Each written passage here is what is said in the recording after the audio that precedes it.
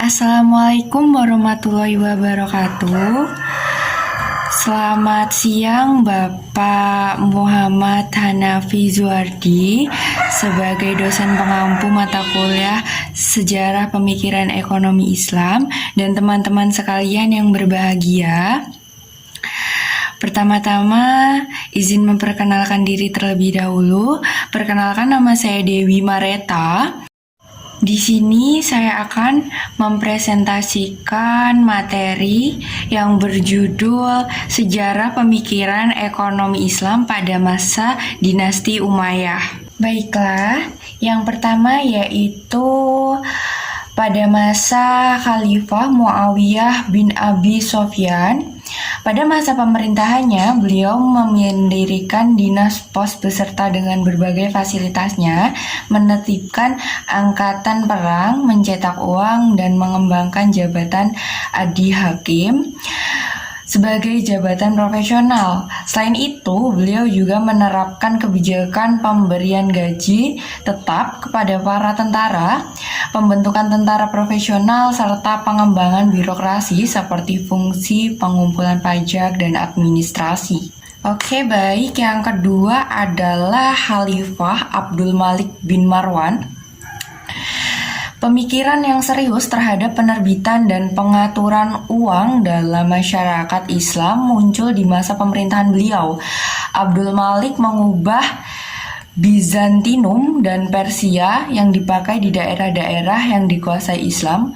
Untuk itu, dia mencetak uang tersendiri dengan memakai kata-kata dan tulisan Arab serta menyantumkan kalimat Bismillahirrahmanirrahim pada 74 Hijriah atau 659 Masehi. Pembuatan mata uang pada masa itu didasarkan pemikiran bahwa mata uang selain memiliki nilai ekonomi juga sebagai pernyataan kedaulatan dinasti Islam. Di samping itu, mata uang juga berfungsi sebagai sarana pengumuman keabsahan pemerintahan pada waktu itu yang namanya terpatri pada mata uang tersebut. Khalifah Abdul Malik bin Marwan pun memerintahkan Arabinisasi mata uang sebagai dari politik Arabisasi aparatur negara masa pemerintahannya. Yang ketiga yaitu Al-Walid bin Abdul Malik. Pada masa pemerintahannya, sarana-sarana fisik dan infrastruktur untuk kemakmuran rakyat dibangun di mana-mana. Ia memerintahkan pembangunan sumur air di Madinah dan renovasi jalanan umum. Dialah yang membangun rumah sakit pertama kali dalam sejarah Islam. Para penyandang cacat dan kaum duafa dilarang keluar ke tempat umum. Mereka ditempatkan di panti jompo dan para pengurusnya digaji dan difasilitasi oleh negara. Para tunanetra diberikan pembantu yang juga ditanggung negara.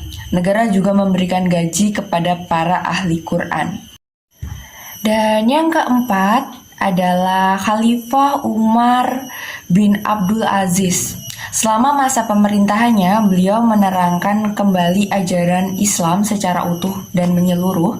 Ketika diangkat sebagai khalifah, beliau mengumpulkan rakyatnya dan mengumumkan serta menyerahkan seluruh harta kekayaan diri dan keluarganya yang tidak wajar kepada kaum muslimin melalui Baitul Mal.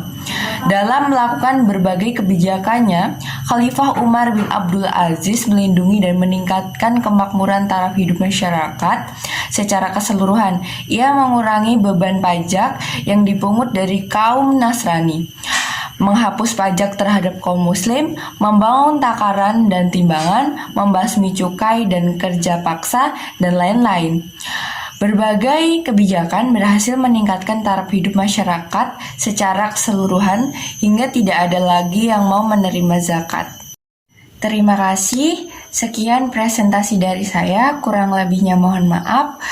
Saya akhiri, wabillahi taufik wal hidayah. Wassalamualaikum warahmatullahi wabarakatuh.